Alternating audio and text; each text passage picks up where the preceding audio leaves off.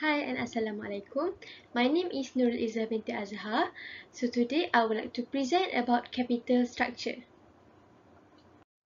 What is capital structure? Do you guys have any idea?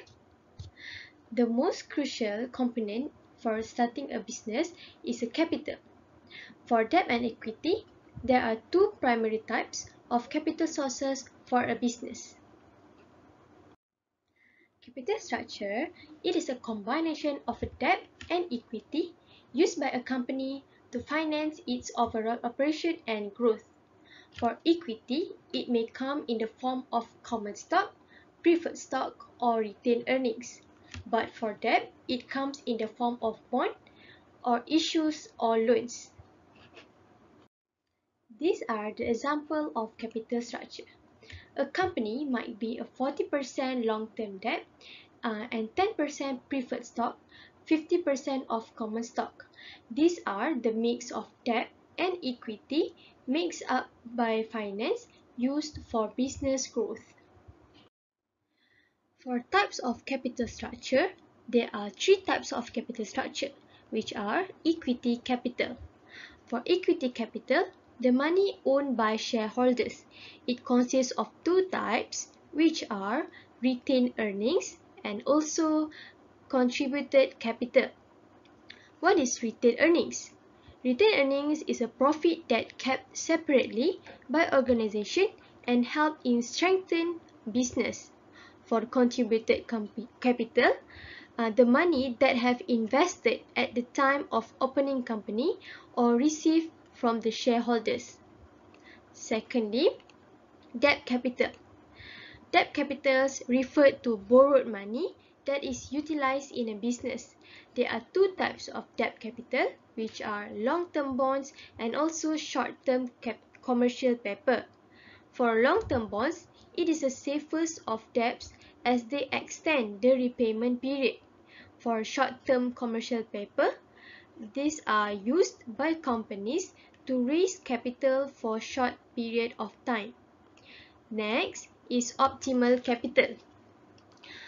What is meant by optimal capital is a perfect mix of debt and equity that helps in maximizing value in market while minimize the cost of capital. For company involved in mining of petroleum, high debt ratio is not suitable, but some industries such as insurance or banking have high amount of debt. Next, how to determine optimal capital structure? There are 4 steps. Step 1 is find the different capital structure with debt equity ratio. Step 2, find the cost of capital and cost of debt at different level of capital structure.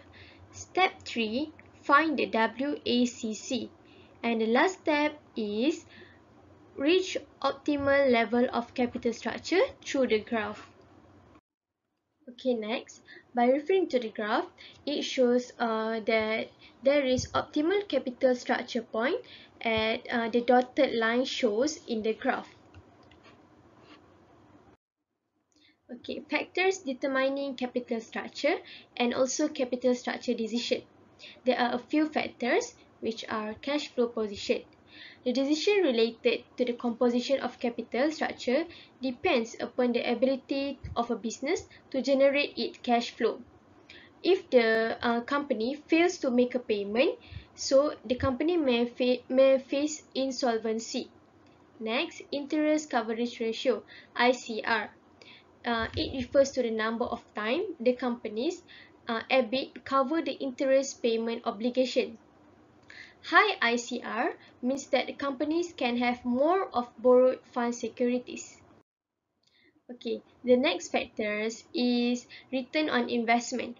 If the return on investment is higher than rate of interest, so the company must prefer debt in its capital structure. But if the return on investment is less than rate of interest, so the company should avoid debt and rely on equity capital. The next factor is tax rate. High tax rate makes that the debt cheaper, where company must pay tax dividend paid to the shareholders. Okay, now let me explain about financial distress. What is meant by financial distress? It occurs when a business or individual unable to create income because they are unable to pay its financial obligation. This is because due to high fixed costs, a large degree of illiquid assets and sensitive to economic downturns. Ignoring the signs of financial distress before it gets out of control can be devastating. There may come a time when severe financial distress can no longer be remedied because the company or individual's obligation have grown too high and cannot be repaid. If this happens, there will be a bankruptcy. Okay, now let's proceed to the signs of financial distress. We can know financial distress can happen with these signs, which is declining in profit, increase company's business risk, and lower its creditworthiness with lenders. Next, poor quality products or services. Consumer will start buying from another competitors. Next is a cash flow stretch. It means that business unable to pay its own liabilities. Okay, here I insert the integration of tax effects and financial distress costs. You may refer to the graph and we will understand what it means by that. Okay, now I explain about the agency cost of equity. Agency cost of equity is a conflict of interest that arises between management and also shareholders. Managers and shareholders may have conflict goals which can cause agency issue. Costs incurred as a result of agency issue refer to the agency cost of equity. For example, management may believe that a merger would be the best step forward for the business, but the shareholders see that merger would not help grow the business, and the money spent on the merger could be better used in paying dividends and investing in other areas. So there will be an agency cost of equity. Last but not least, it is signaling hypothesis. This is based on information gaps between the shareholders and the management. If manager believes their company is undervalued, they will first an equity as last resort.